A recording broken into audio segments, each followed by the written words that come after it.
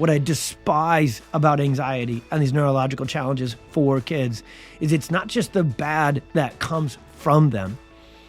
It's the good that the child misses out on because of them. It's the good that the world misses out on, because what anxiety causes is withdrawal. What anxiety causes is, if all of this is going to stress me out and I can't overcome it and I can't get through it, I'm not going to go towards it.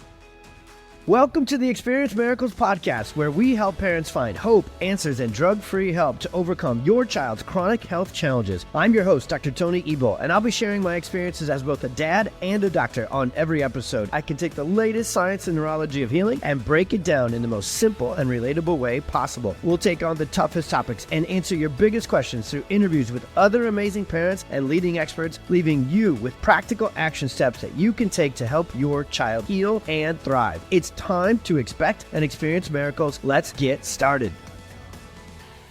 All right, everybody out there tuning in to another solo deep dive episode of the Experience Miracles podcast. And when it's just me and I say deep dive, that means we're going to take a condition that way too many kids are struggling with. And actually, with this conversation about anxiety, we cannot relegate this conversation just to kids. We are going to go really deep into a specific age group called teenagers and young adults who are just being absolutely run over by this anxiety epidemic. And we're really going to get into that. But it's all of us. I've never seen a generation of parents so anxious. I actually, doing the research for this deep dive episode, I learned about that anxiety is exploding in elderly as well. And there's just anxiety everywhere you look. I never, ever clinically, I've been in practice for 16 years as of recording this. And heck, yes, we've always served kids, young adults and college students. Obviously, that was kind of the age group that you would start to expect to run into more anxiety, depression, emotional dysregulation sort of challenges coming in on paperwork for those kids of that age and that season of life.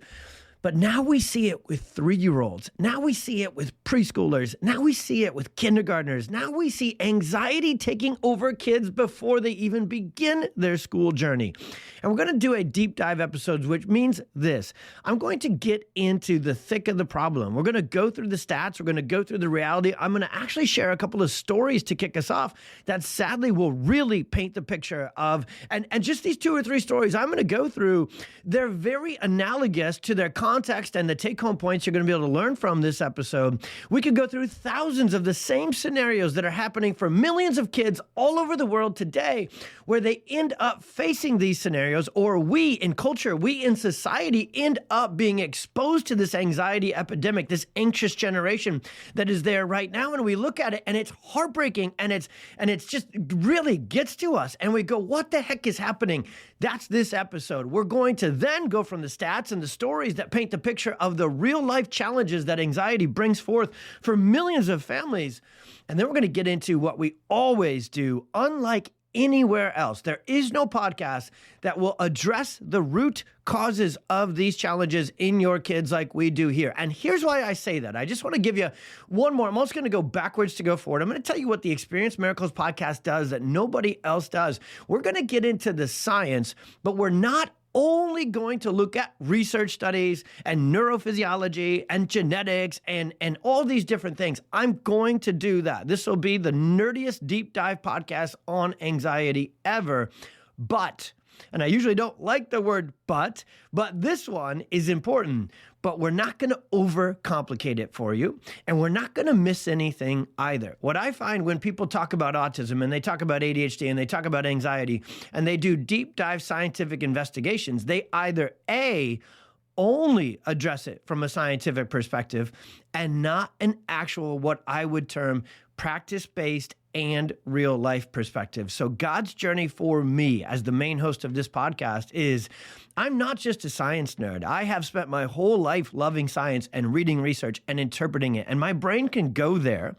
But I'm also a dad and I'm a doctor who has been in practice taking care of kids and families, really living, struggling first, thriving later. And we'll make that transition with this podcast for you. We'll tell you exactly the steps to go from struggling with anxiety with your family to thriving and being to the other side of it without drugs. And I've been blessed to do that thousands of times, to guide and support and adjust and take care of kids and families and take them on that transformative journey. And the lessons learned there matter most for you. And that's what I want to let you know. Not every doctor out there, not every podcast host or expert out there can dance those three dances all at the same time. The scientific investigation part, the real life taking care of patients in practice, because here's the dichotomy there. I'll come back to the third, which is actually the most important, my dad perspective.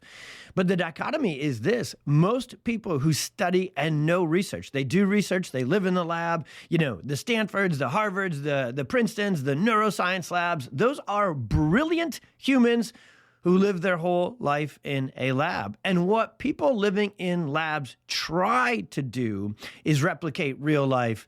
But real life is a whole lot more complicated than even the most advanced laboratories and studies could ever show us. If research studies truly had given us all the answers about autism and anxiety and ADHD and asthma and allergies and so forth, well, then this podcast wouldn't be needed, because you'd already have those answers. Because trillions of dollars of research has been spent on anxiety by medical companies, pharmaceutical companies, universities, and so forth. And yet it is on the rise like never before. So the lab has not given us all the answers. It's going to give us some, and we're going to go there here. Practice is where you really, if you are the kind of doctor who does this, which is the doctor you must have on your team, the kind of doctor who actually, actively, intentionally, and completely listens to their patients. And so what we do differently in our kind of doctoring is we don't just pretend to go after the root cause. We obsessively, relentlessly go after the root cause. And we are well aware of this reality. You don't find it in research papers only. You find it by listening to those moms and listening to those dads, and in this case, really listening to those teenagers, those grade schoolers, those young adults, listening to the kid if they qualify by age as that qualifier, and listening to them, and you go all the way back into their story. And so in the middle of this podcast, when we get into the neuroscience, we're immediately going to thread that neuroscience into real life case histories. And we'll go through one or two, including my homie Hannah, and we'll share her case. And it'll really paint the picture of what's actually really fully causing anxiety. And I don't mean to be over the top annoying with this podcast where I use 3, 4, 5 descriptors to say one word, but you need those, because what I see still today is everybody is looking at these things, including anxiety, on their or from their own island or their own silo is kind of how the phrase goes. And they get a lot of information. In fact, I love and appreciate the people that live in the lab and live in the silo, because that allows them, their lack of perspective elsewhere allows them to go so deep in their one place that we can grab that information, combine it with our information and our experience. That's why this is called the Experience Miracles Podcast, because we experience them in practice all day, every day, drug-free, without pharmaceuticals, and we address the root cause, and it is our job and obligation that God has called us to share that with you. And it's also my job to make sure that I take this deep dive information I've learned myself from the science and my obsession there, from my practice and my blessing to serve there, and apply it to my most important job, the same one you all have as a parent, as a dad. And so I have a 16-year-old daughter, a 14-year-old son, a 12-year-old, they are called tweens, I believe, and a 9-year-old little Spitfire named Tiny as well. So 3 girls, 1 son, and this is me coming to you on this deep dive episode as a dad as well, walking this journey walking this challenge alongside you. And I will tell you this about facing the greatest challenges in our lives and our kids as well. Actually, this is one of the biggest take homes from how we address anxiety is we have to address it head on. We have to address challenges. We have to address obstacles. We have to address adversity, because when we want everything to be easy, we actually take the path that almost guarantees anxiety. So I will tell you, my job as a research nerd, scientist loving guy, piece of cake compared to taking care of patients and being a neurologically focused pediatric chiropractor. Now that job, I love that job. That job is remarkably easy as compared to being a dad. Okay? So I want you all to smile out there. I want you all to take a deep breath. Remember, we're addressing anxiety with this, so maybe a little bit of breathing, a little bit of diaphragmatic action to activate our parasympathetic nervous system would be a good thing for us as we sit back and learn on this. But just smile, take a deep breath, and realize it's hard. But I also want to bring that thread all the way out. The way God designed us and the way the world works, and we all know this. These are some cliche things, if you will, I am addressing in the introduction of this. And you got to fall in love with this, because when you do, you figure out the path through. But on the other side of adversity is resilience and adaptability.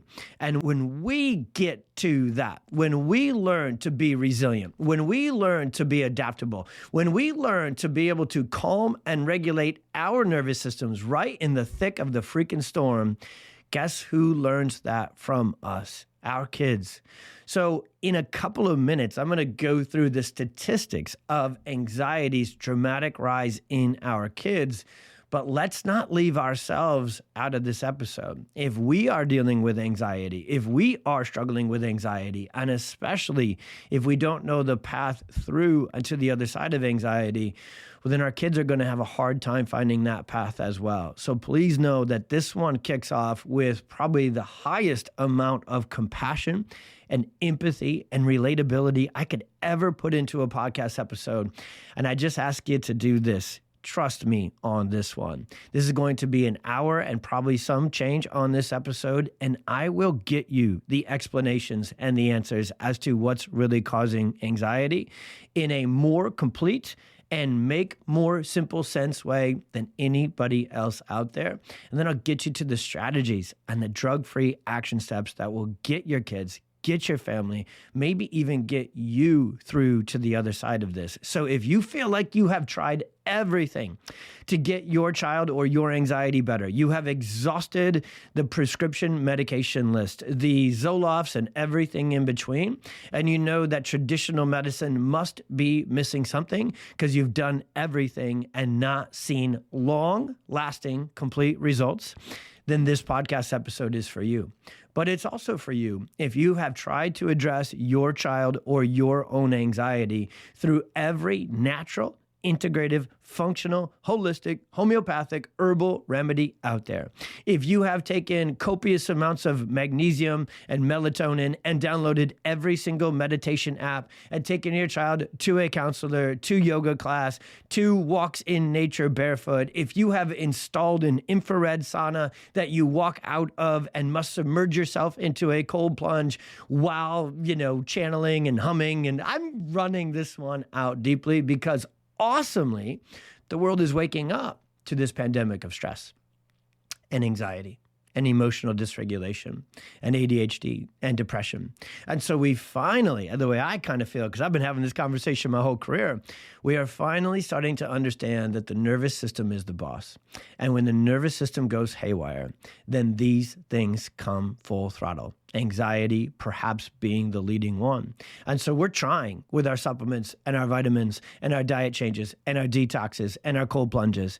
And you are doing some amazing things if you've installed meditation and downtime, especially we're going to talk about screens and technology in this one in a big way. And I bet you're fighting your ASS off to win this anxiety battle with your teen, with your family, and with yourself.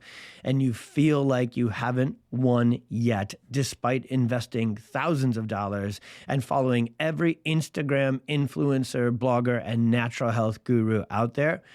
that means this podcast is for you more than anyone else out there, because there is something else. That innate parental human gut instinct that says, dang it, I freaking tried everything, pharmaceutical and natural. What else is there? I'm here to tell you exactly what that is. All right. So just setting the frame a little bit. So 16 years into practice, love me job quite a bit, a lot, but obsessively. People probably think it's quite, and I wish this into existence forever, but my prayer is that everyone could love their job and their purpose and their passion as much as they do. In fact, calling it a job is the weirdest word ever for me. So anytime there's a career day at my kids' school or the local high schools, anybody who asks me to come into career day, I am coming in positive, life-changing, guns a-blazing, all right? And so I've done this for years. A little bit of a break because with COVID, anyways. So they shut down that for a couple of years, and they just brought it back to life in this last year or two around the local high schools here. So my incredible mentor, Dr. Cody, you'll hear his name all the time on this podcast because he taught me so much. His family, his sister, and a lot of his family, they are high school teachers, they are rock stars, they are saviors of that world here for many years. And they invite me in to do that again this year. And if I could turn one more kid into a neurologically focused pediatric chiropractor, I'm all about it. In fact, I'm going for 10 every time I go in there because we have a major gap in how many people need our care and how many of us are there. In fact, I plan to make that gap a big deal and try to change the world and get more kids to chiropractic school. We've successfully sent 86 of them so far. All right, so here's the story at Career Day. I got a podcast, and maybe you're watching on YouTube and you can see I'm pretty animated, or you watch some of our Instagram stuff and everything else. I can get after it in talking in public. Not my first rodeo. I like to think my dad jokes are pretty legit. I can pretty much ebb and flow with any audience and have some fun and get some engagement out of it, except for teenagers of today's generation. Good Lord, it was hard. So what happened? I went in there. We had 3 sessions. These are kids who signed up that they were interested in what we were going to be talking about, healthcare and chiropractic and all these other sort of things. And so we technically, by the way this sucker was set up, we should have had an interested, engaged audience. They signed up to show up. Yes, the whole career day is mandatory, but at least they got to pick their track. And here's the funky thing. Here's the thing we're going to go right into. They were not allowed, I guess they're allowed to have their frickin' phones out all the time, which is a huge issue that we're going to talk about in Jonathan Haidt in his book, Anxious Generation. I'm going to really go through some of the stuff I learned from that incredible book here about technology and how clearly we can see that it's not correlated, it's actually causative with this anxiety epidemic in Gen Z, especially since 2010 and 2012. So they couldn't have their phones on when I did this presentation about chiropractic and tried to get Q&A. And it was literally like talking to a wall. Just instead of having the 4 walls in the classroom, there was a bunch of walls sitting in desks staring at me as well. And I walked out of that room that day, honestly, completely perplexed. And my friend Mendy, who brought me in there, she pulled me aside, and I had a crazy morning. I got there just like, I walked right in. She didn't have any time to really prep me. I've done it before, so I didn't really need it. And she said, I'm so sorry. I meant to actually pull you aside before I threw you in there to tell you that because of smartphones, and now that they can have them in school all the time, these guys, and she goes, it's heartbreaking. It's more than heartbreaking. She said they don't know how to interact socially and with communication with other humans and other adults. They only know how to interact on social media. And so I had heard that, you guys. This just happened a few months ago prior to recording this. Of course I had heard that. Of course I have a doubt. I'm going to talk to you about the strategies we use with our family to do everything we can to prevent this tsunami of technology from overriding our family as well. And I think you're really going to love the real life strategies we use in this. But I knew what I was going into, but I didn't know until I left that day how difficult it is for those kids. Now, that's the perspective I want you to hear on my intro story here. I didn't leave feeling bad for me. I didn't leave feeling judgmental of the teachers or the school or the administrators or even the parents. Anytime where our job is to empower parents and be able to inform and get them information about something they didn't know before, it never, ever son of a gun comes from a place of judgment, because I kicked us off with letting us all know the reality of it's the hardest job in history by a million miles, okay? Being a parent. Then do it in this generation. Of course, every generation is going to say they had it hardest. And let's not worry about who did. Let's help our kids have it the best, okay? Let's face this adversity. Let's face this technology tsunami head on. And let's learn about it together so we can do something differently than what's happening right now. Because right now, Here's the stats. Right now, major depression among teens since 2010. And hang on that 2010 number. That's going to become very important in this episode. There's a 145% increase in girls with major depressive disorder, in teen girls. 161% in boys. Mental illness among college, and these were already exploding since 2010, 2012, and then the COVID lockdown shutdowns and taking kids away from the little tiny bit of social and the way God designed them, the way their brains must develop. And then when we shut everything down, even though they weren't at risk, and we did that, we then took away the last little hope they had to get through this tough time. So 145% increase in girls, 161% increase in boys, mental illness in college students. Since 2010, anxiety, 134% increase, depression, 106% increase. Anxiety prevalence is up in all ages, but it is up the most, 139% in ages 18 to 25. And a 2023 study of American college students found, be ready for this, this just sucks what I'm about to read off here, 37%, so over a third of college students reported feeling anxious always or most of the time. So they live a life riddled with anxiety. 31% half the time, which if you math that out, then means only 1/3 of college students said they feel anxiety half the time or less or never. Now, what the heck is going on? Where are we? How did we get here? And that's what I want to know, not only from a doctor perspective, so I can best serve my patients and serve you as families through this community with the PX Docs platform and the Experience Miracles podcast, but obviously, really, deep down in my heart, need to know this stuff for my teenagers and the two that soon will be. So I know as a dad, like it or not, and when you get the perspective I can share with you today, you actually learn to love it, not just like it. There must be tough situations. They're just like they needed to get a fever when they were tiny to teach their immune system how to handle viruses and bacteria. So just like we didn't give them Tylenol, just like we didn't give them medication for every cough, sneeze, or sniffle, just like we didn't throw antibiotics at every viral ear infection.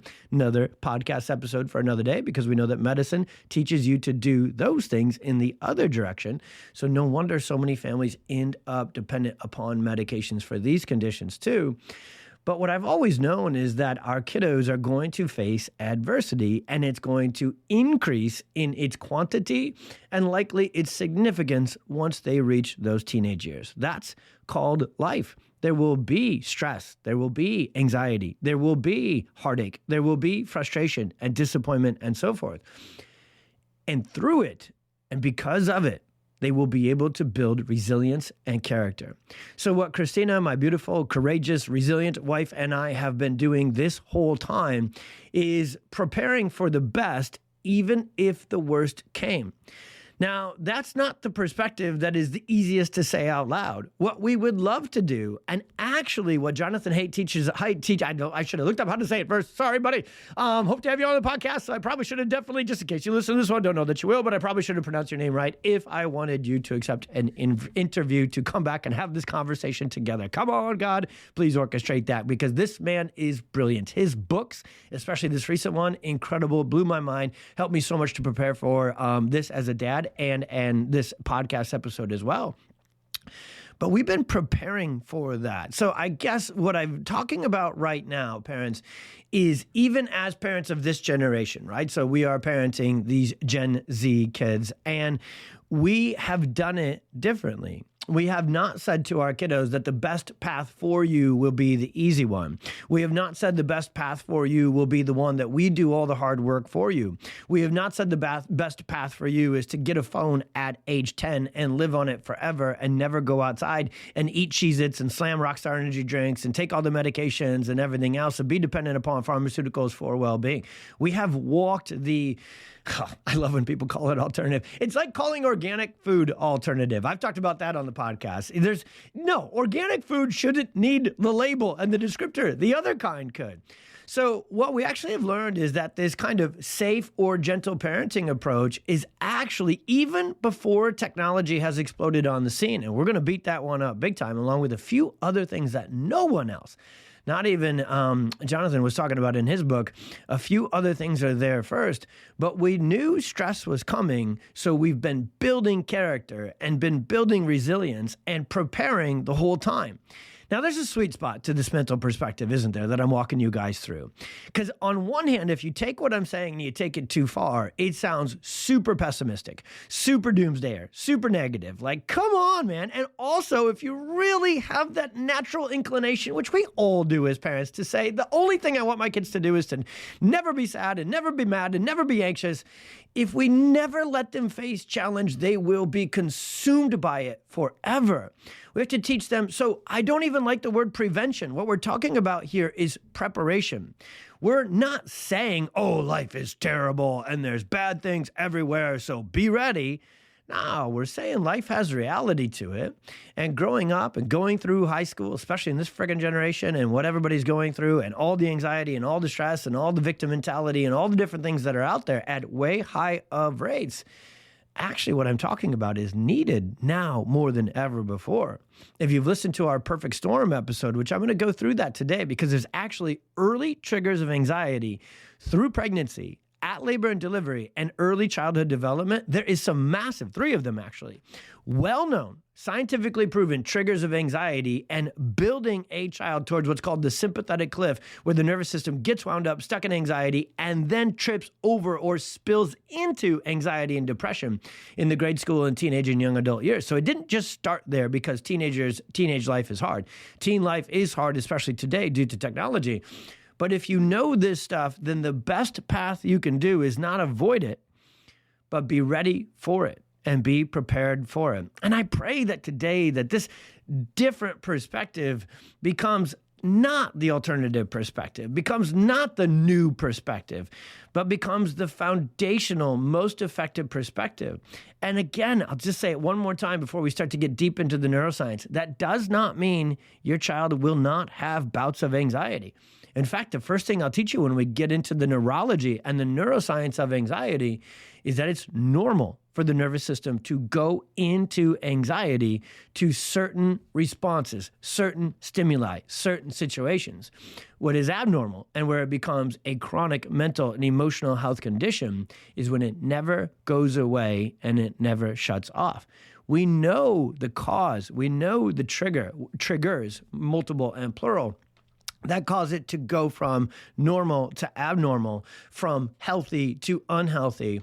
And I'll teach you exactly what those things are. So if they happen for your kiddo, you can then make sense of part 3, and you can be stoked and excited and all about part 3 of this podcast, which is if that is happening to your family, what do you do about it? What are the drug-free action steps and strategies to get through it?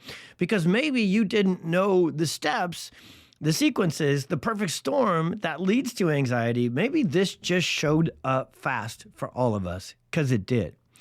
And so this shift to safe or gentle parenting, where we were concerned to put our kids outside because there's predators out there, sexual predators, violence, there's all this stuff outside the house, so let's keep them inside the house. That was kind of the first move, as Jonathan Haidt talks about in his book, The Anxious Generation. And when you really learn about that first generational shift, that sort of loaded things to have ready to explode when technology did, because if our kids are not outside, engaged socially, creative play, hanging out with others, and learning how life works out there, not only are they missing out on the good things that come from that to prepare them for life outside of our house, outside of our world, but there's a double-edged sword here.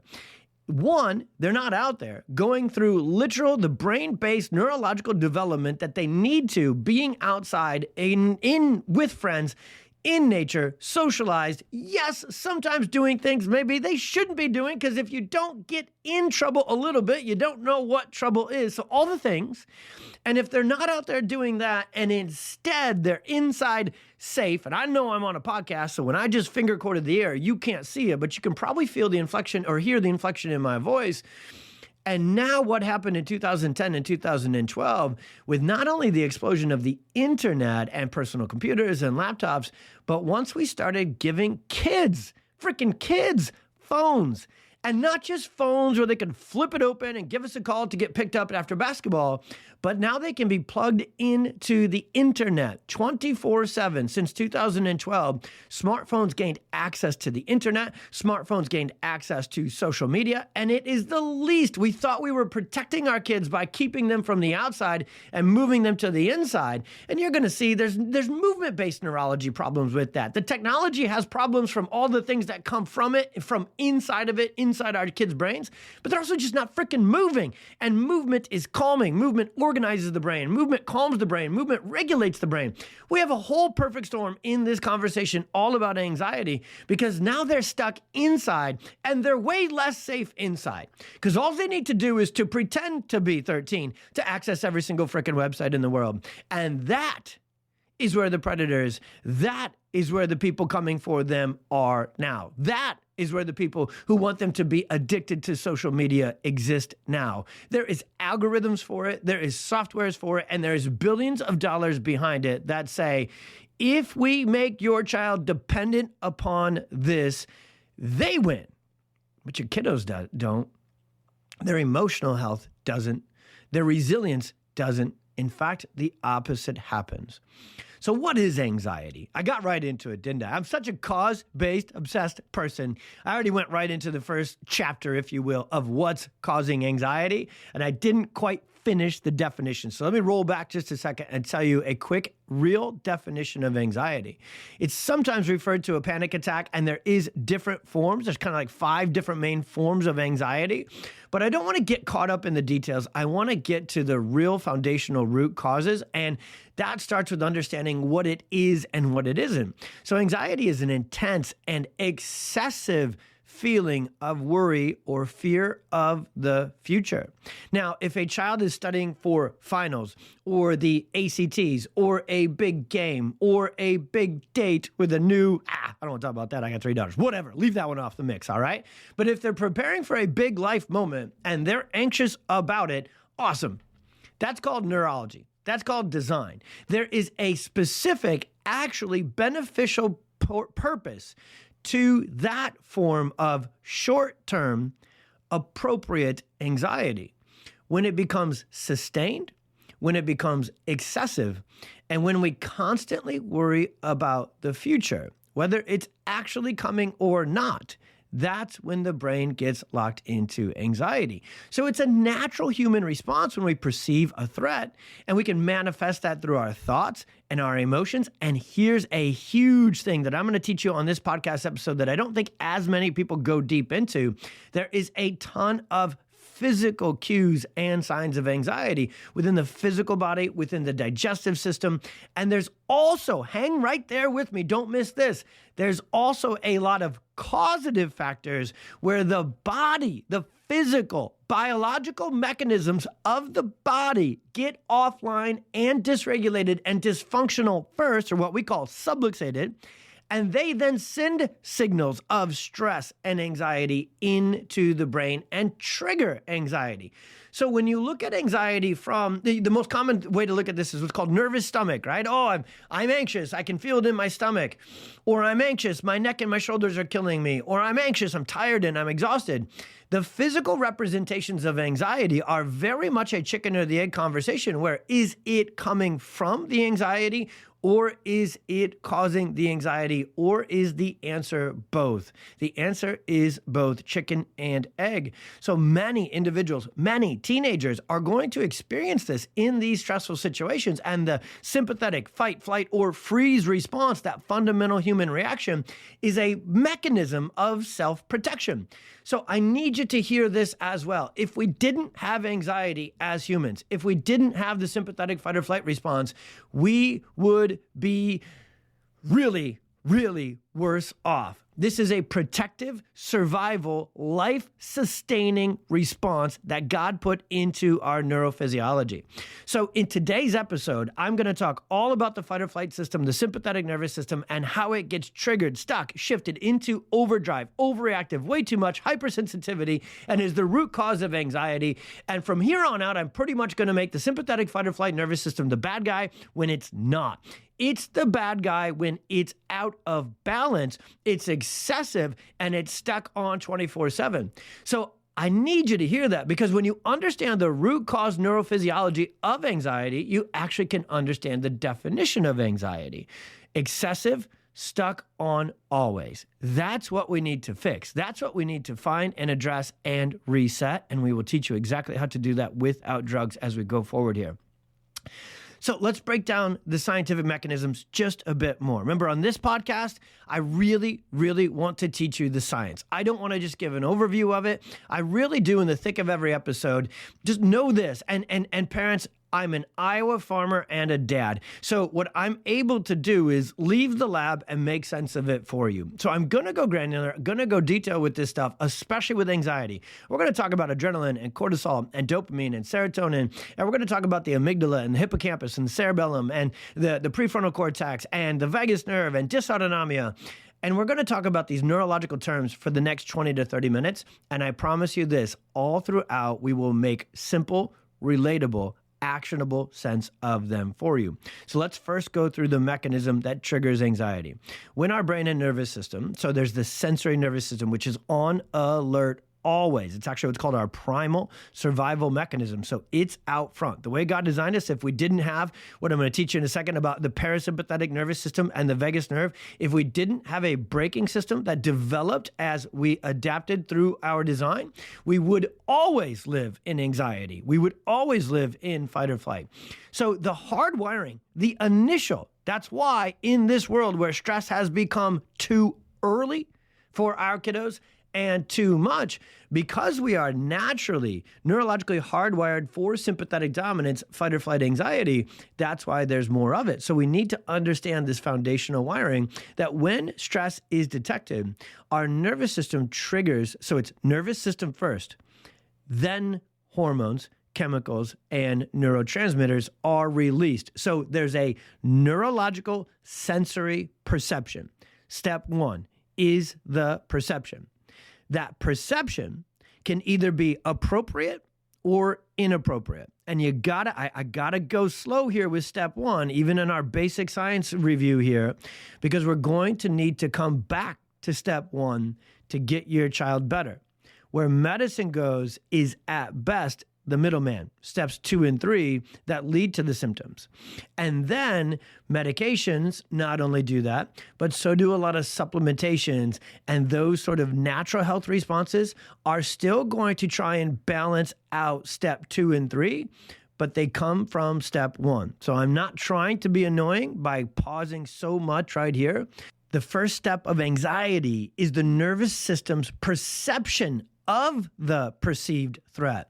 So what I gotta get you to understand is that often, once the nervous system gets what's called subluxated, dysregulated, and goes through what's called dysautonomia, it automatically gets stuck in inappropriate perception or altered perception. Step 1 gets skewed and thrown sideways.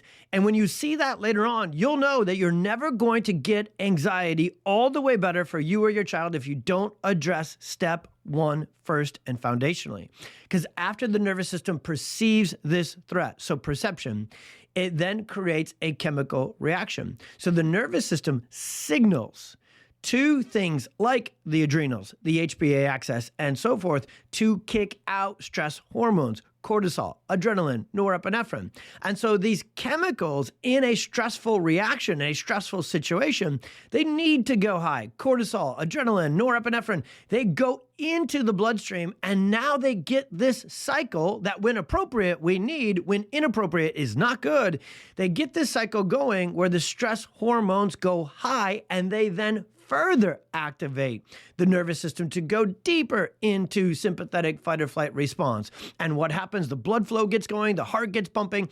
And in this sympathetic fight or flight response, there's things that are extra activated for the fight or for the flight. So our muscles, our heart, basically the physical response of anxiety is to get out of there. Either fight your way out or flight your way out. It's primal. And so when the physical body gets the primary nervous system and neurophysiological focus, it's got to be stolen. It's got to be taken from some other system. So as soon as the sympathetic fight or flight response is triggered, the digestive system is shut down and suppressed. The immune system and the anti-inflammatory system, in fact, a sympathetic response, a fight or flight response is pro-inflammatory because it's preparing for wound. It's preparing for battle. It is programmed for this. So it will actually get the immune system hypersensitive. So allergies, autoimmune conditions very much are a high comorbidity with anxiety. I have met maybe less than 10% of my patients, teenagers, young adults who have anxiety, do not also, so less than 10% are healthy immune systems and digestive systems. Meaning, better way to say that, 90% plus of our patients have chronic gut issues and immune pro-inflammatory autoimmune conditions. They have a long history of chronic ear infections. They have a long history of asthma and allergies. And also in the mix of that, those medications, corticosteroids, stimulate the sympathetic nervous system further and cause anxiety, anger, ADHD, and so forth. So it is a perfect freaking storm, vicious cycle that is natural and then goes off track in this generation. So the chemicals aren't the bad guy. They're the middleman. If you've ever heard the phrase before, don't kill the messenger, that's this. Anxiety is not directly, and there's research beyond belief on this. We've known this forever. Now, will the medical system change? No, they sell this stuff. They have to sell this theory, because that's what it is. That's what it was. And now it's like the genetic theory. We're playing Family Feud. What is the actual root cause of anxiety? Genetics, all by themselves. I don't know who's the host of, as a Drew, no, gosh, I'm old. Drew, Steve Harvey, all right? So boom, if you've ever watched Family Feud, and if you haven't, what's wrong with you? It's a wonderful show. It's funny, okay? So Family Feud, what are the actual, real root causes of anxiety? Genetics, all by themselves. Somebody answers, no, red X, okay? If you've never watched Family Feud, I'm really butchering this analogy, but I'm running out one more. And then they go, I got it. It's a chemical imbalance. It's not. And then you're probably not supposed to make that word on a podcast. My podcast producer is probably all salty with me right now because he's going to have to edit that out of there somehow, mute it. I don't know. But I'm in the thick of it right here because we're teaching you what's actually going on. If it was a chemical imbalance, then that means chemicals run our whole system, and they don't. The nervous system does. Those chemicals, those hormones, those neurotransmitters, literally, I love teaching this part. By name, you can find the answer. Neurotransmitters. They transmit messages for the neuro system. Anxiety is not caused directly, foundationally, by an imbalance of chemicals. It's caused directly, foundationally, by an imbalance of the nervous system first. Okay? That is not genetic in the vast majority of cases. We do know there is a slight genetic predisposition to anxiety, same as allergies, same as scoliosis, same as heart disease. What genetic predisposition means is this, and I'll do a whole episode on epigenetics and genetic predispositions here coming up soon. You're definitely going to want to listen to that one because it's going to take what I'm going to teach here and make full, complete sense of it. Genetic predisposition means, okay, they're at play. They're one of, way down the list, one of the involved, somewhat contributing factors. But the truth is, when we look at genetics, we know that predisposition should be communicated to families in this way. Hey, if you know there's a slight higher risk of anxiety or ADHD or heart disease in your family, you really need to be proactively, everything we're freaking talking about on this podcast right now, you need to do that stuff double time for your family. If there's a slight increased risk of X, Y, or Z, you need to know the environmental, real life, actual causative factors, primarily causative factors of those conditions, and address them and take care of them better than the average bear who doesn't have that genetic predisposition. So for me, a great example of this, I guess I'm doing a little mini episode on epigenetics right now, while studying genetics. I grew up on a farm, GMOs, all that sort of stuff. So I learned all about genetics from an ag perspective. Sorry about that. GMOs are awful for us. Great for inheritance, terrible for health. And then I studied a ton to do with heart disease, because I lost both my grandfathers to that. And it's a huge risk factor on my family's side. And obviously, I didn't want a shortened life due to heart disease. So when I bought the genetic theory that medicine still sells to everyone from heart disease to ADHD to anxiety, today's conversation, hook, line, and sinker, it just didn't sit right with me. And so that's actually why I chose that as a dual major in undergrad, to study genetics for my own family's health, just to figure something out. And when I found that I can control all of the factors that matter much more than my slight genetic predisposition, when I found that maybe I shouldn't smoke, maybe I should exercise, maybe I shouldn't be so stressed, maybe I shouldn't put 4 inches of margarine on my white toast with Fruity Pebbles and Braunschweiger. And if you grew up on a farm and you're German, then you know what Braunschweiger is, and it's good tasting if you're weird like me, but it's not good for you. I learned, dang it, these are the triggers of this trouble. So awesome. So you go from dang it to awesome. Now I know, now I can do something about it. Now that was a pretty deep sideways conversation into genetics as we're going through the granular mechanisms of anxiety, because what you need to know is this isn't programmed. So predisposition is the exact opposite word of predetermined. People who sell anxiety medications want it to be predetermined. That's not the case. There is many cases where medications will save lives. There is many cases where the stressful events, the upbringing, the lifestyle that a person is put through is so much, so fast, and so overwhelming that I'm actually wildly thankful. And I may not seem it. This may seem like a perspective you wouldn't expect me to share right in the thick of this one. I am so thankful that so many of our patients have been able to have medical interventions, including pharmaceutical, psychotropic medications, to give them a chance to heal, to just call time out for a little bit, to just throw them a life preserver and get their head neurophysiologically above water. Because when you chemically manipulate serotonin and dopamine and these things, you're going to have a symptomatic response for some cases. It won't last and it won't stick. And we know that. I always ask patients, I've been in this game for a long time serving patients, and sometimes you'll meet folks who are, one, beholden to the genetic theory by a large margin, and two, kind of one always comes with two. If they're super beholden to the genetic predetermined theory of anxiety and ADHD and depression, well, then they're very beholden to their medication. I have this, I'm broken this way, I need this medication to fill the gap that my brokenness has created. And they live in that way, so I'll always say, okay, well, if the medications are working, stop taking them for 30 days and then report back. And I'm not trying to be a jerk in this situation. I'm just simply trying to say they may be working symptomatically, externally, but they're not at all working to address the real root cause. And the challenge we face is they actually make things worse when you try and withdraw and you try and rebound and get off of them and address them drug-free. So I'll move on from this part of the podcast, but I just want parents and families to know that if your child's anxiety, their depression, their behavioral, their emotional challenges got so much so fast, and you were just not at a season where you understood root causes, you were just in a season where it was the pediatrician and the neurologist and everything the medical system said, you were taught to just, hand over fist believe. We all started there. We've all been there. And so just know that this podcast, this conversation, this real deep dive into the science is going to get you the answers and the explanations to get you to the other side of what's really causing anxiety and causing these challenges, okay? All right, quick checklist of the symptoms associated with anxiety. A constant, excessive feeling of nervousness, restlessness, or tension. Having a constant and just kind of unrelenting sense of impending danger, panic, or doom. Increased heart rate, hyperventilation, so rapid breath. One thing, I can see anxiety and sympathetic dominance on anybody. They breathe through their shoulders or their neck. If you look at we call it the neuro posture. We don't look at anything without the nervous system being the lens we look through it at.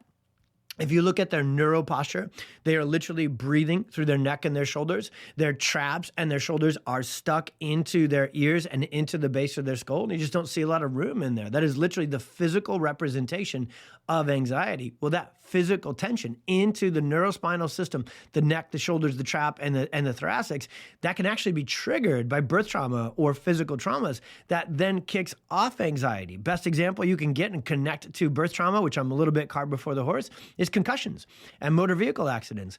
We know that people who have brain injuries also have brain stem neck injuries, and they not only deal with some of the cognitive challenges post-concussion, but they deal with tons of anxiety and depression. So the trigger can actually be physical first, not just come from the emotional stress of anxiety. So each time we go into one of these symptomatic presentations, these physical representations, we've got to look at it through both lenses.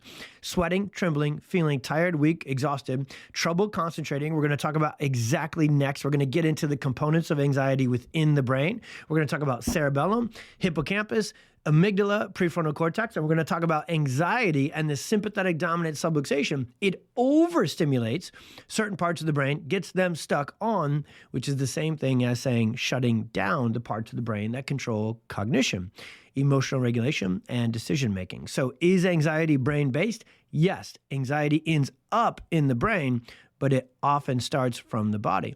Difficulty sleeping, and then a huge one is GI problems, immune pro-inflammatory conditions, and even physical representations of anxiety like rheumatoid arthritis, like celiac disease, and inflammatory conditions that either A, attack the bowels, so that's a muscle. The gut is actually a muscle. The intestines are what are called smooth muscles. They have the same, very similar construct to skeletal muscles on the outside.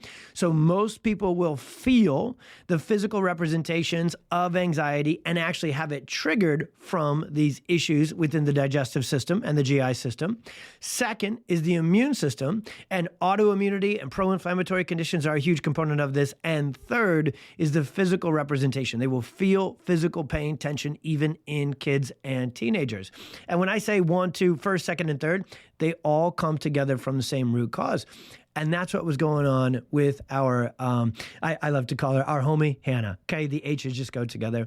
When you see Hannah now today, Hannah's smile will blow you away. Her resilience, her social and emotional regulation, her ability to carry conversation, her ability to look forward at her life. She's already chosen to become a neurologically focused pediatric chiropractor, and at 16 years old is already choosing what chiropractic school she's going to go and where she wants to work and who she wants to intern with. I have not met too many teenagers this impressive. Miss Hannah reminds me a lot of my very resilient rock star daughter, 16-year-old as well, Miss Addison. And this kid is full of freaking life in every way you would dream and pray that a teenager would be today. She did not start that way when we met her a few months ago. So Hannah lived a very healthy childhood. She was pretty good as far as her immune system, her digestive system, her sleep, and her emotional status.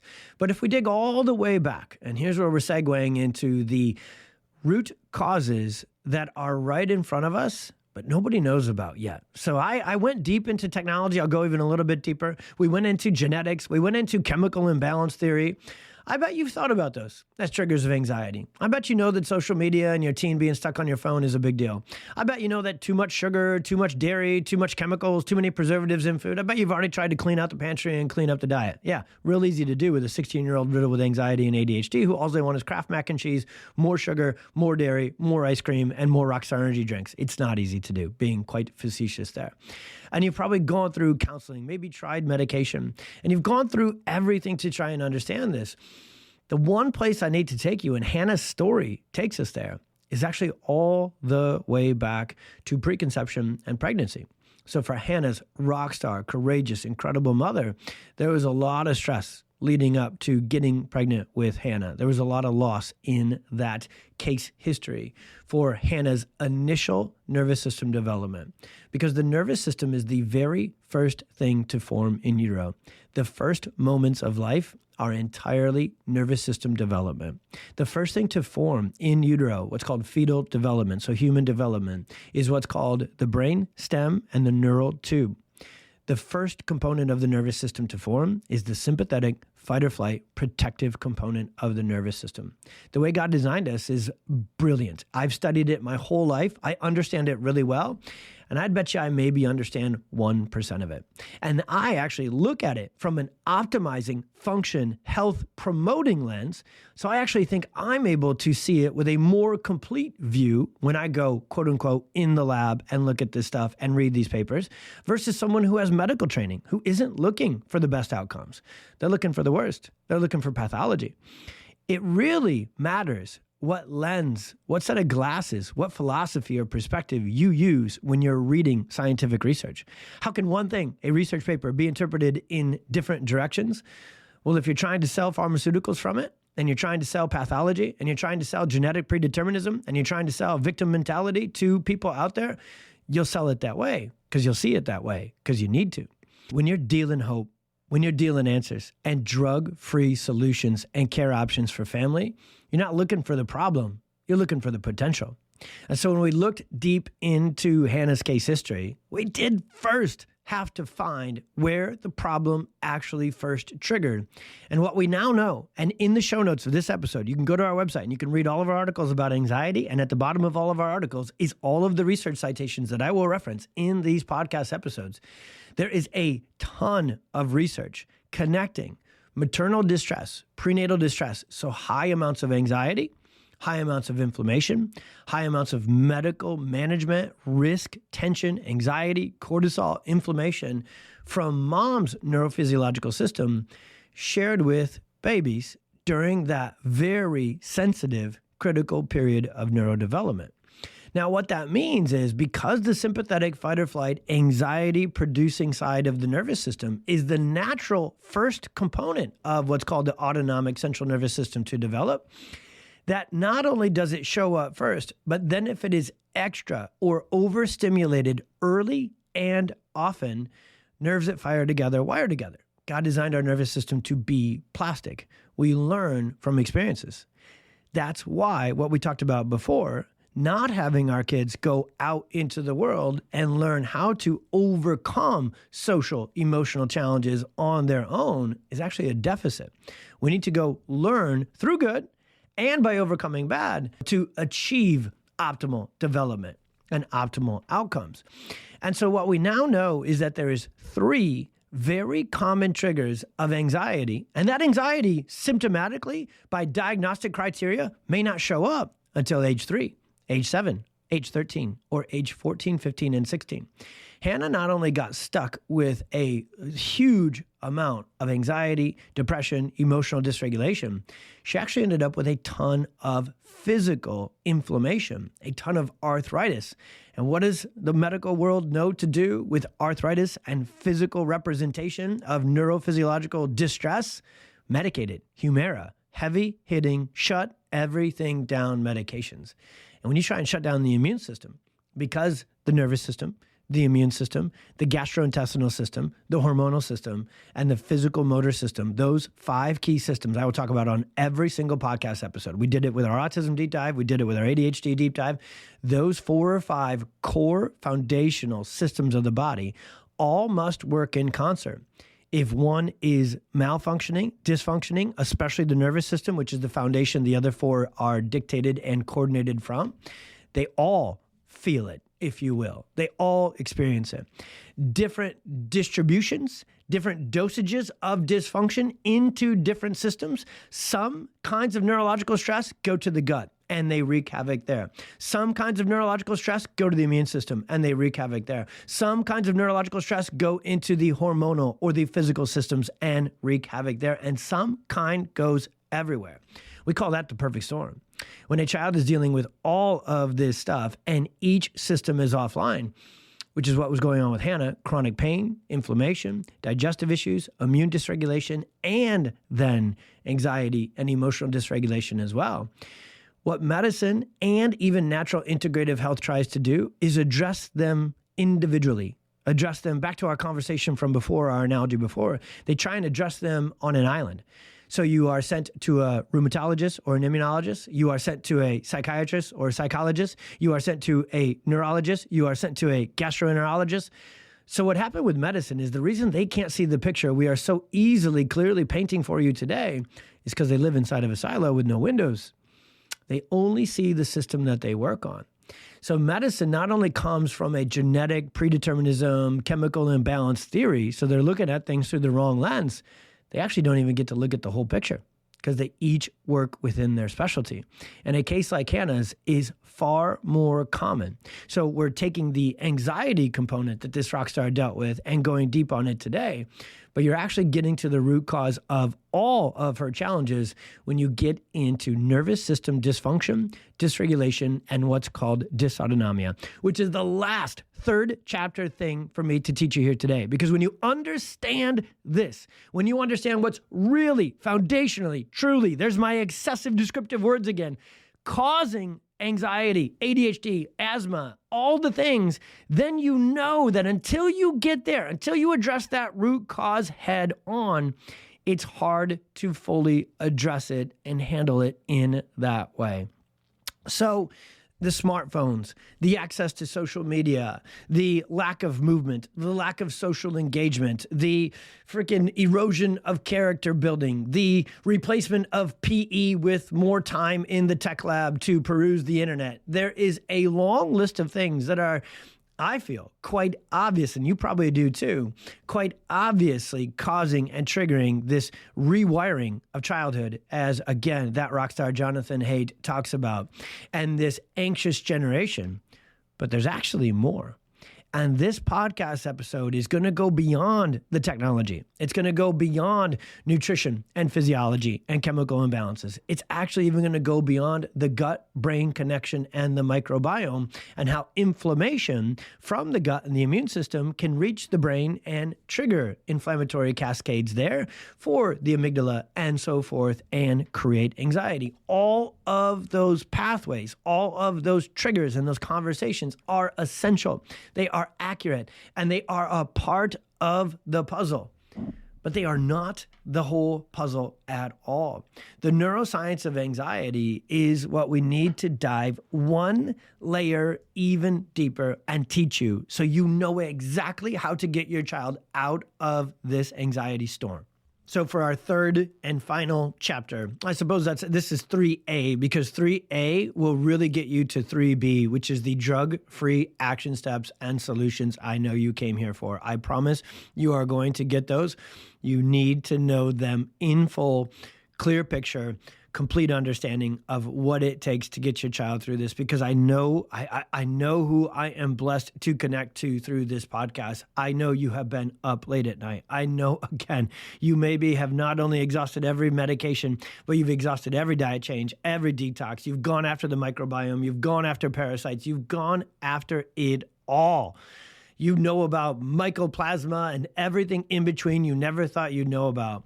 There's a few more things you really need to know about to get your child all the way better. And I can't wait to get them to you because they will clearly reveal the true root cause addressing drug-free action steps for anxiety.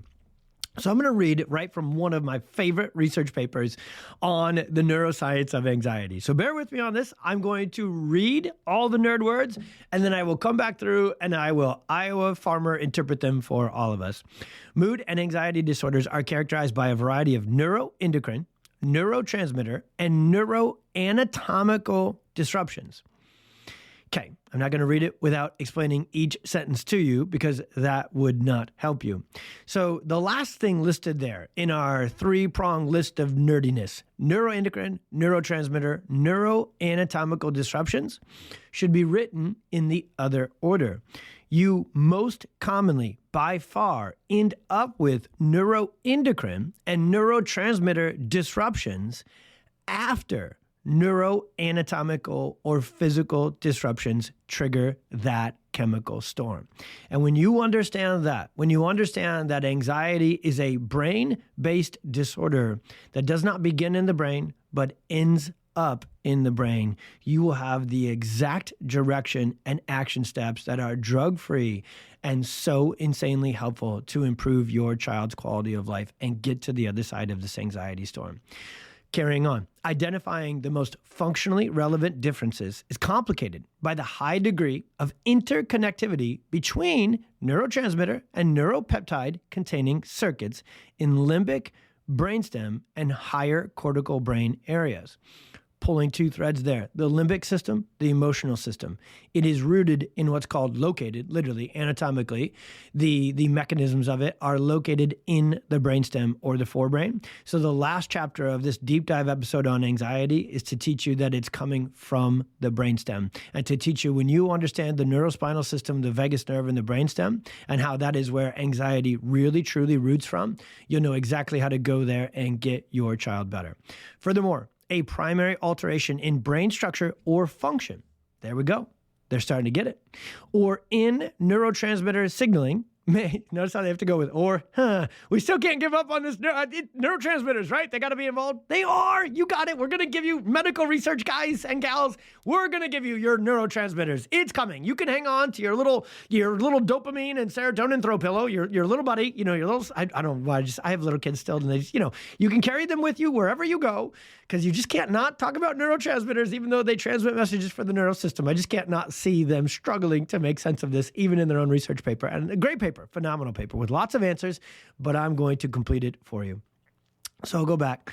A primary alteration in brain structure or function or in neurotransmitter signaling may result from environmental experiences and underlying genetic predisposition. Such alterations can increase the risk for psychopathology, aka anxiety, depression, and emotional dysregulation. Now, I love this. This is one of the first papers from a traditional approach to actually talk about the physical, environmental disruptions and experiences and put them together with genetic predisposition. The way they just described everything in there, I would probably change the word or that I kind of pulled on for a second to and then. So I'll reread that. But everything else in this introduction to emotional processing is dead on. I would reorder the first sentence to say neuroanatomical, then dictates neuroendocrine and neurotransmitter function. And then I would say this last sentence differently, just so you can hear it in this way. Because when you hear it this way, you'll have the answers you're looking for. A primary alteration in brain structure or function and then neurotransmitter signaling may result in this stress, okay? So again, while traditional medicine is going to look at that from the genetic and the chemical imbalance, there's something that first triggers that chemical imbalance. So here's what I want you to know about brains, your child's brain. Now, your child may be 23, your child may be 2 or 3. Whatever age they are dealing with anxiety, the brain was supposed to be, needs to be built, maintained, recharged, restored if it's not working well. Let's go in that order. The brain and nervous system need to be repaired, restored, reorganized, and reactivated in this order. The way we learn how to get brains better is we must go backwards to go forward, and we need to learn how brains were supposed to be built, healthy, and optimal in that order and sequence. And when we know that, we know the exact order and first place we need to start to get the brain better again. This goes all the way back to the beginning of my episode with you guys. The order, the first thing that goes haywire in anxiety needs to be fixed first to fully, completely get anxiety better. If we go only to the symptoms, medications, or only to the middleman, medications and symptom suppression, which is exactly what they do, we're not there. But the gut is also the middleman. The immune system and inflammation is also the middleman. And the hormones and the neurotransmitters are the middleman. They're not the foundation.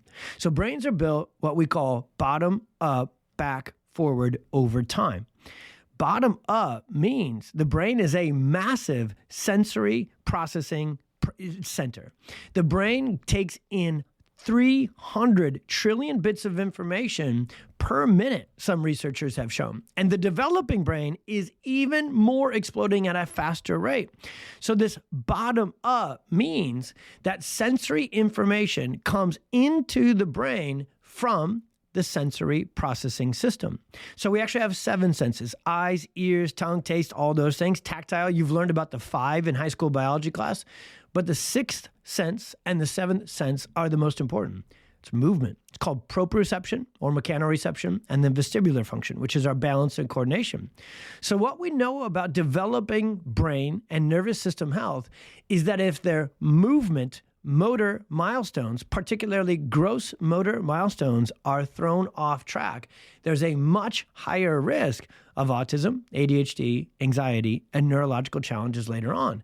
Because the movement-based hierarchy, the movement-based sequence done bottom up, back forward over time, and I would add in a specific order. Yes, I'm very obsessed with that, because when you understand the sequential conversation we're having, again, you understand what is probably very much foundationally missing in getting your child's anxiety better. Movement done in that order is essential. And so the nervous system takes that information in from all 7 of those senses, and they bring it in from the outside. So that's called the external environment. So there's external stimuli. So that's why there can be very bad things on the outside. There can be toxins that come injected, ingested, or inhaled and get on the inside and wreak havoc from into the brain, bottom up, back forward. They come through the gut, they come through the bloodstream, they come through CSF, and they get into the brain when they're not supposed to. Toxins are not good. Technology is the fourth, what we call 4th T. Chiropractic always talks about the 3 Ts. Traumas, physical stress, we're going there next, birth trauma, toxins, the rest of the world talks about that. So I do very little on this podcast because you can get it from 4,632 other people talking about the role of diet, detoxes, and toxins in brain-based inflammation and anxiety. And they're right, but they're incomplete. Same as chemical imbalance. So you can go down that road, the 2nd T of toxins. The 3rd T is the big one, emotional trauma. That is sustained. That's the worst one. But in today's world, our kids struggle with the 4th T. So those experiences, those 4 Ts come from the outside, they get inside, and then they get into the nervous system. So those are external triggers of this cascade. But there's also what's called interoception or internal sensory processing. The brain is also constantly in charge of perceiving, remember that word from before? Perceiving what's going on inside the body, making the appropriate decisions. That's called neurocoordination, the decision-making that different parts of the brain do.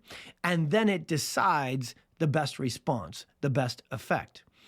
In appropriate perception of threats, short term, the nervous system absolutely positively should go into an amygdala-driven response. HPA access fires away. Here we go adrenals, here we go cortisol, here we go epinephrine, and there should be a short-term anxiety fight or flight response that as soon as the threat passes and is proven to be gone or never was actually there, the nervous system knows exactly how to shut that cascade off and turn back on the parasympathetic vagus nerve regulation, calming, we'll call it for today, anti-anxiety side of the nervous system.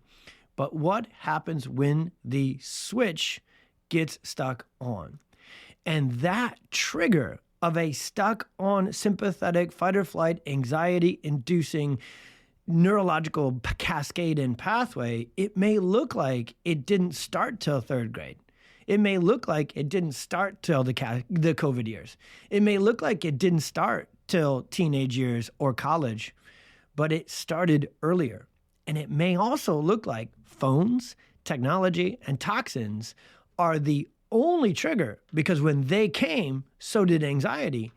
But to get your child all the way better, and I know how deep I've taken you on this podcast, I would not be doing my job to save your child from this freaking storm that is unfair to them and unfair to the world. Because when a child gets locked into anxiety, when a child gets locked into ADHD and it goes too far, too much, deficit disorder, listen to that deep dive episode, when they get locked into autism, then they get locked out of the high, incredible, amazing experience that life is supposed to have. What I despise about anxiety and these neurological challenges for kids is it's not just the bad that comes from them. It's the good that the child misses out on because of them. It's the good that the world misses out on, because what anxiety causes is withdrawal. What anxiety causes is, if all of this is going to stress me out and I can't overcome it and I can't get through it, I'm not going to go towards it. What anxiety spills over into is what's called neurological exhaustion. After the sympathetic nervous system, which runs on overdrive, on autopilot all the time, for kids with anxiety, when you run on the gas pedal 24/7, 365 years on end, eventually you run out of gas. Eventually you run out of the good stuff. Eventually you run out of serotonin and dopamine to try and keep up. Because when cortisol and adrenaline and all these stress hormones go high, the brain and the nervous system is smart. And it then triggers production of serotonin and dopamine, the feel-good, calm down, take it easy chemicals, to try and keep up. The reason they become imbalanced is not because they were genetically programmed to be imbalanced. It's because the stress is too much and the good is too little. Because when brains are not built appropriately, when there is what's called subluxation, so biomechanical, physical injury to the brainstem and to the body from birth trauma, breech position, cord wrapped, and then also the third, so the first trigger, maternal distress, high stress pregnancy like Hannah's. Second, birth trauma, forceps, vacuum, emergency C-section, induction. There is a high neurophysiological, research-connected clinical connection between induction and anxiety later on in life, and things like cord wrapped, breech position, these physical traumatic injuries at birth to the brainstem, because the brainstem is the primal brain. So the brainstem, in the very back of the brain, we have what's called the cerebellum. And at the brainstem, right where the brainstem and the neck and what we call the neurospinal system, or the spinal cord and the spine meet, is a very important nerve called the vagus nerve. So that is the back of the brain. The bottom of the brain is the spinal cord and the sensory system. Let me go there first. So if we have sensory processing challenges, sensory physical disruptions and alterations, remember that research paper we read its introduction? If there is neuroanatomical, physical disruptions to sensory information getting into these key components of the brain, it will then shift the neurotransmitters and the neuropeptides to cause this response. So I've been saying the same thing over and over again, just through different lenses and different anatomical terminology. But the first thing that happens is the bottom of the nervous system, the bottom of the brain, is frequently injured at birth. And then the third overlooked factor is, yes, toxins, inflammation. But in the vast majority of cases I've taken, Hannah's included, 90% plus of our kids and young adults, even if we take a case history of somebody who is 23 years old, we go all the way back to pregnancy, labor and delivery, and early childhood.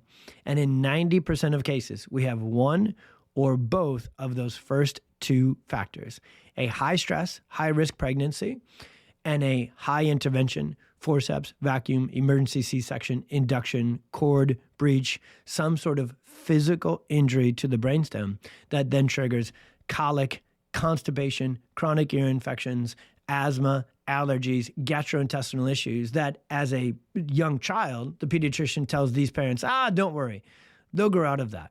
That screaming, that colic, that inability to soothe, calm, and regulate themselves neurologically, physically, the baby who's arching and thrusting and full of tension and inflammation and challenges, they don't grow out of that.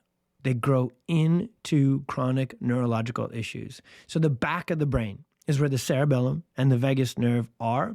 And if we injure through those birth traumatic experiences, or other falls, and childhood traumas can do this later on as well, or abnormal motor milestones, those brains need to be built where that stimulus, that physical motor movement-based stimulus, comes through those structures, bottom up, back forward.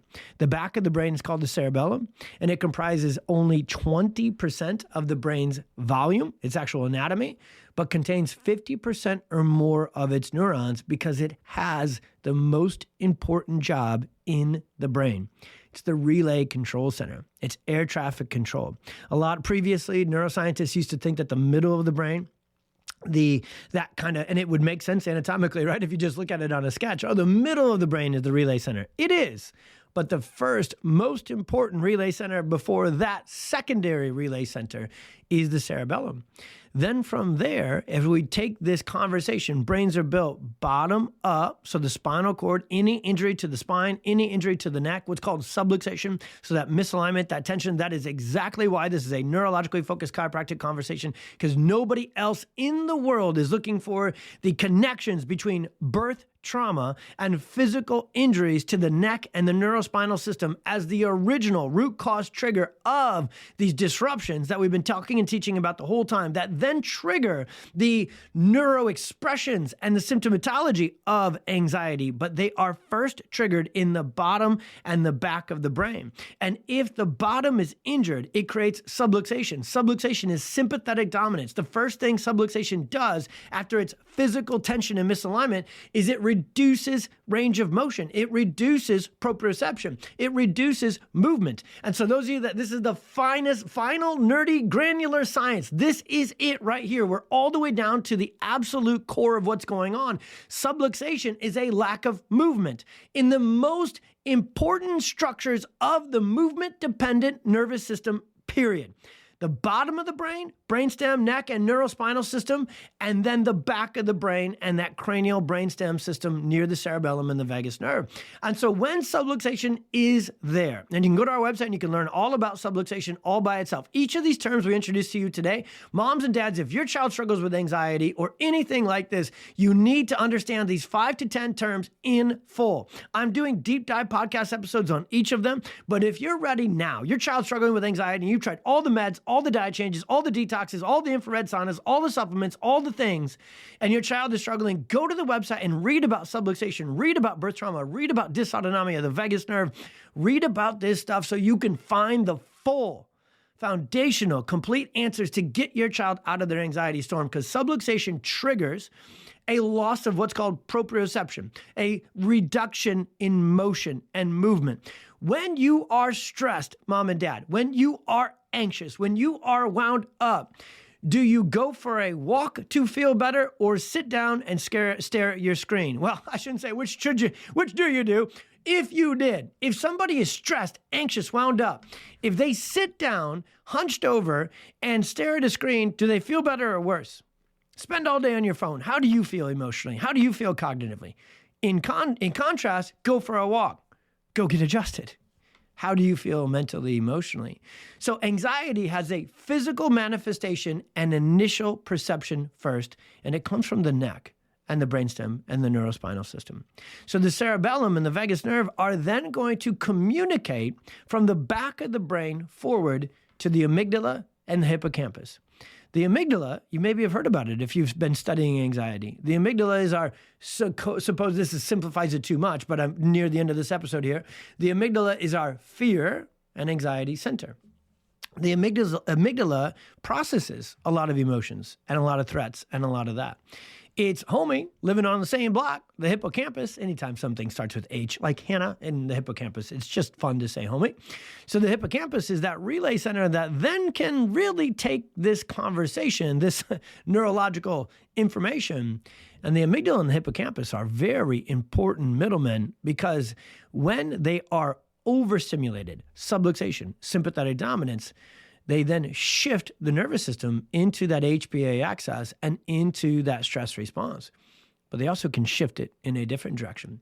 They can also take in good, calming, regulating, organizing signals from the bottom and the back of the brain, but only if they're getting in.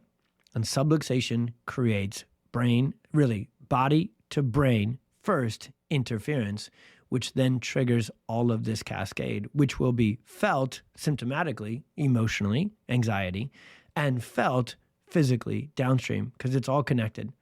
So when this cascade, this subluxation sympathetic dominant cascade is triggered and the amygdala and the hippocampus are thrown into more of an emotional response, we actually shunt information to the prefrontal cortex. The prefrontal cortex is the one part of the brain that could get us out of this. So what anybody and everybody knows living with anxiety is they know they're living with anxiety. And the conscious component of the brain, which is a little bit more located into the prefrontal cortex, that's almost the worst part. They know they're doing it. They know they're stuck in it, but they can't get out of it.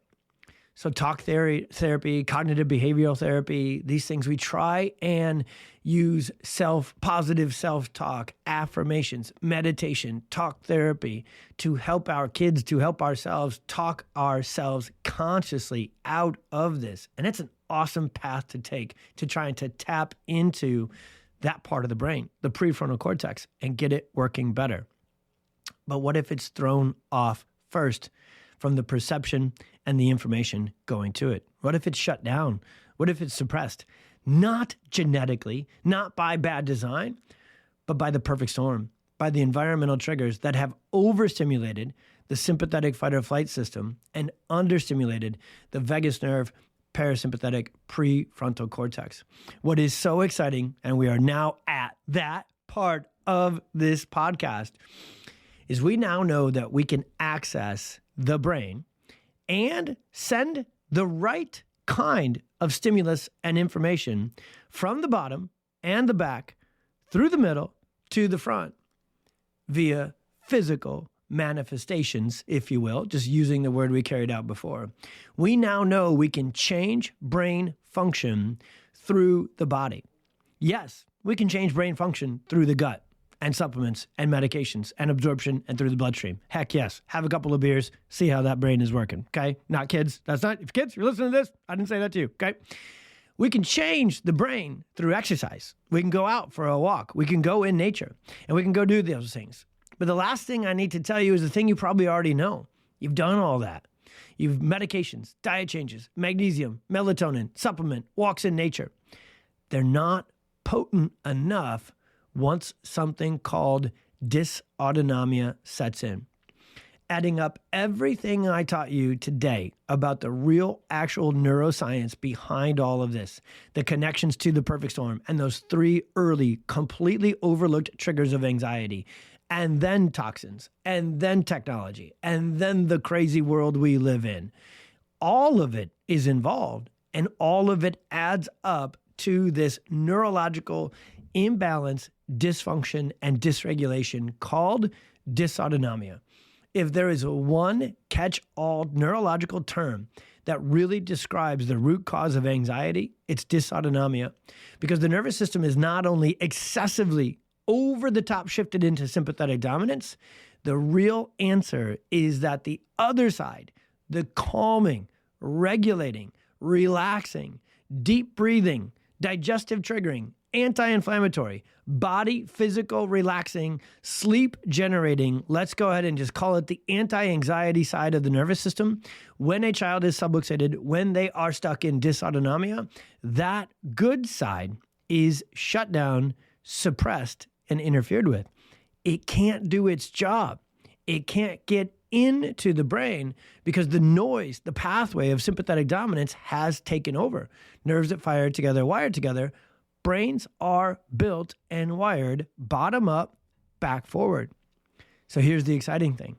What if there was a way to stimulate, to activate, drug-free, wildly effectively, through time and repetition, meaning you're not only doing it short-term, but you can actually retrain, reprogram, reorganize, and rehabituate the brain to, one, get out of that sympathetic storm, get out of that fight or flight. Oh my gosh, there's always a threat. There's always something. I'm always locked into it. That's anxiety.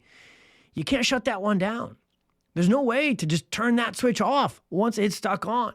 There's no way to just think your way out of sympathetic dominance. It is physical. It is neurophysiological mechanisms. And the brain is powerful. Our thoughts are incredible. But when a child is subluxated and stuck in dysautonomia and nervous system dysfunction and dysregulation, when a human is, often those things Talk therapy, nutritional therapy, and often even pharmaceutical therapy are not potent enough, especially the latter, because they don't address the root cause, to actually reset and get the nervous system out of sympathetic dominance. The way you shut down the gas pedal is you actually have to activate and stimulate the brake pedal.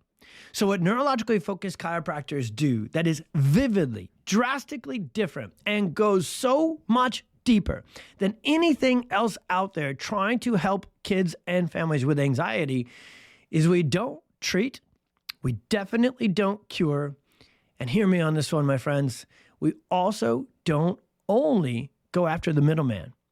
We don't only go after the messengers. We don't only go after the gut. We don't only go after inflammation, and we don't only go after the adrenals and the hormones and the neurotransmitters. We go all the way deep to central and autonomic nervous system dysfunction. We go all the way to the bottom and the back of the brain, and we send neurologically focused adjustments that are specifically designed and programmed. This is a very specific kind of nervous system focused chiropractic. This is not back pain chiropractic. This is not auto accident chiropractic. This is not general wellness, pop in once a month to feel physically better chiropractic. Those are all wonderful kinds of chiropractic.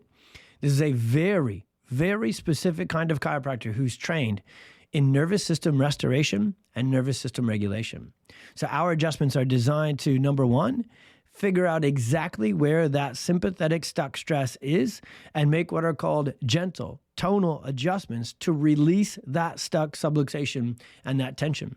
The other thing the adjustments do, which is perhaps the most important and the most potent is my favorite word, is we know exactly how to stimulate the vagus nerve and the parasympathetic system.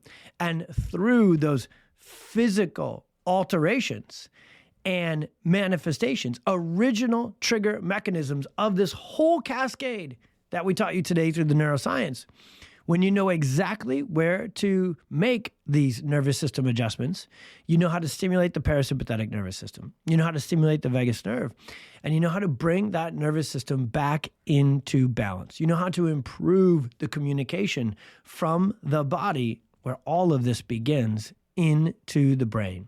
Anxiety is a perfect storm. Anxiety is a vicious neurophysiological feedback loop that often began in the body, ends up in the brain, and then the brain sends that stress back into the body and throughout all of your child's life.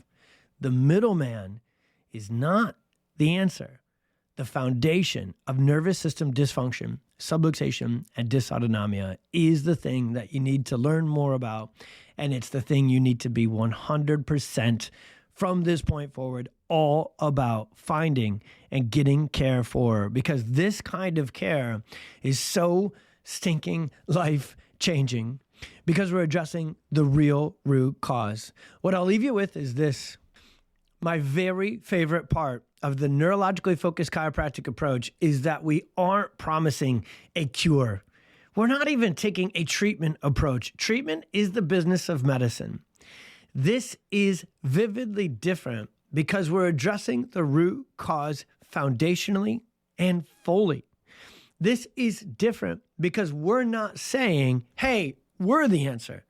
We're saying that in your child's neurophysiological system, is the answer. The brain doesn't want to live in anxiety. The brain, as God designed it, it knows that's a very unhealthy place to stay stuck. It's trying to get itself unstuck. All the mechanisms, all the physiology, all the neurology that we need to work with is inside your child's nervous system. What we need to do is find where those subluxations are. We need to find that dysautonomia, that vagus nerve dysfunction, and that nervous system dysregulation. And we do that with our technology. You got to go to the website and learn all about the insight scans. The insight scans are going to find this dysregulation, this dysfunction, this dysautonomia. We can find it, we can quantify it, we can get what's called our pattern analysis, so we know exactly what's triggering your child's challenges, and we can address those root causes through time and repetition. And that's my very, very, very favorite part of this kind of chiropractic approach to anxiety. There's no treatment. There's no cure. We're not even no, that's not our language. If somebody says that's what we're trying to do, it's because they don't understand anything other than the medical philosophy. This is unique. This is entirely different. This is more aligned with what you want, mom and dad, for your child than anything else, because when you address the root cause, you don't just get short-term benefit. Chiropractic isn't just, get in, get adjusted, and I'll feel better for the day. That may be how some people use chiropractic, but this kind of chiropractic is different. This kind of chiropractic goes all the way down to the real root cause and through time and repetition. So yes, if a child's been struggling with anxiety, and especially if they've been through the perfect storm, like Hannah, we go all the way back to pregnancy, we go all the way back to labor and delivery, we find out that they've been sick and stressed and off track, imbalanced for a long time. It's going to take time and repetition to get them better. But here's the best part I want to close this beast of an episode with. It lasts.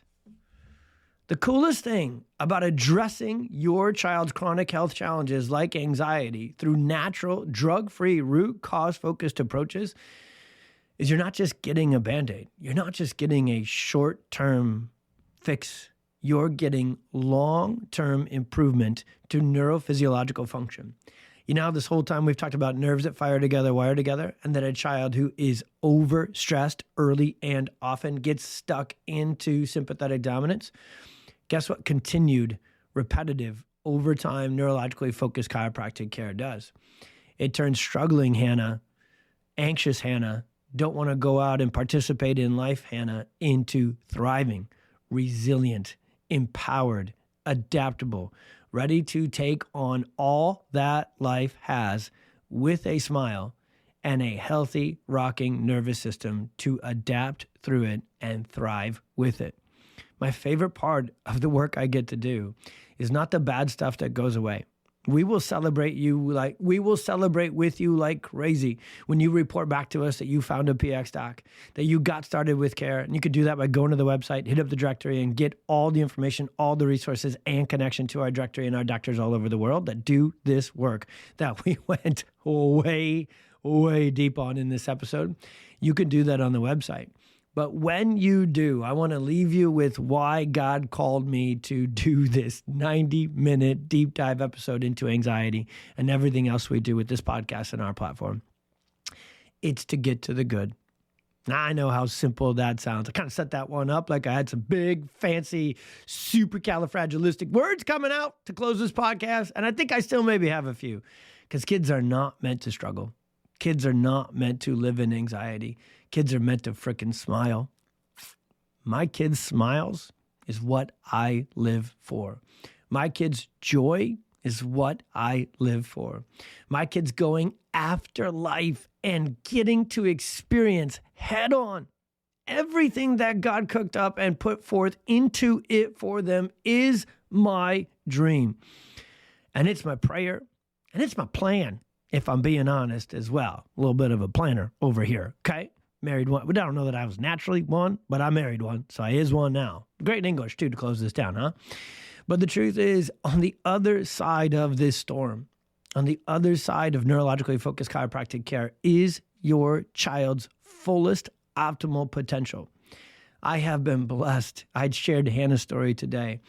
I have been blessed to take care of so many Hannahs and Coles and Francescas and Tommies and so many kids who were riddled with anxiety, and their life was being shut down and taken from them as a result. And then the world was going to miss out on that life that we so need them to live, because the world is filled with anxiety, and the world is filled with exhaustion and depression. And so what we're going to do is, as a generation of parents, is we're going to find these freaking answers, no matter how hard it is, no matter if this is the 53rd podcast about anxiety that you've listened to and you finally found the answers, no matter how many scrolls of Instagram and searches on Google and firing one doctor to hire a different one we need to do. Don't stop. You're the freaking hero in this story, mom and dad. You found this. My job is easy. I've been studying this, loving this, doing this, and talking about this forever. So we just bought some cameras and a microphone, and now I do it on a podcast. So my job is easy. My job is joyful. My job is awesome, because I know that on the other side of doing my job for you and your family and your child, life will be awesome as well. And I hope you're hearing me at the end of this very long episode, because what I want for your family more than anything else in the world is to experience that. And you might need to experience a miracle first, because maybe your child struggles. Maybe all the negative we talked about here is real life. Maybe all the things that you've tried, the longest list ever, thousands of dollars and dozens of doctors, you need one more. And I promise you this, that is the one that will address the root cause like no one else has before. Every child heals differently. Every child heals on a different schedule. Every child went through a different level of the storm and starts at a different time. But I do know this, every child is ready to heal. Every young adult is ready to heal. Every one of us is designed to heal as well. If today's conversation was me talking to you about you, well, then you take the same step. Go learn about subluxation, sympathetic dominance, vagus nerve dysfunction. Go learn about neurologically-focused chiropractic. Go to that directory and find yourself one. This is how we change our perspective. This is how we change our neurophysiology. This is how we change our outcomes in life. And we live by this what is it? It's a hashtag when you write it on Instagram, but we're going to close it with this. We live by this phrase, this rallying cry on our team all the time, every day, every reel, every video, every post, every podcast episode. We live by the phrase, every kid counts. We came here to find you and find your child. And if we found you in the storm, this is the path out. This is the way out. We really respect you. We really listen to you. We didn't find these answers in the lab only. We found them by listening to you and to your child. And if what we're saying to you, I know you're on the listening end of the way the podcast works now, but if what I'm saying and how I'm saying it was what you needed to hear and the help you needed to find, then I am so thankful to you. And I would be extra 10x even more thankful if you could help me share this with the world. If you could please take the time, and I know I took an hour and a half, maybe some change of your time to teach you all about the neuroscience granular aspects of anxiety, because you deserve all those details. If you could take the time before you're all done to rate and leave a review of the podcast, that would help us find more people on those platforms. If you could take the time to go to Instagram and find @PXDocs and follow us there, and you could go to Facebook, Dr. Tony and the PX Docs, and you could go to YouTube, PX Docs as well. And if you could go to those places, you could engage with our content, you could comment, you could share, and you could put this podcast and this platform out to all of your mom and dad friends, to all of the providers, the Rockstar Pediatrics, OT, PT, speech therapists, teachers, social workers, anybody and everybody who you know needs to hear this. Will you please take the time to share it? I have teens, and I'm in it, and I'm living it, and I can see my child go into these challenges and come out stronger on the other side. And I do not love it when I'm in the thick of it, but I do love the other side of it. The resilience, the adaptability, the strength, the fortitude, and the path to a wonderfully happy, non-anxiety riddled life that I know our kids deserve and can get to with this information from this podcast taken into action. See you on the next one.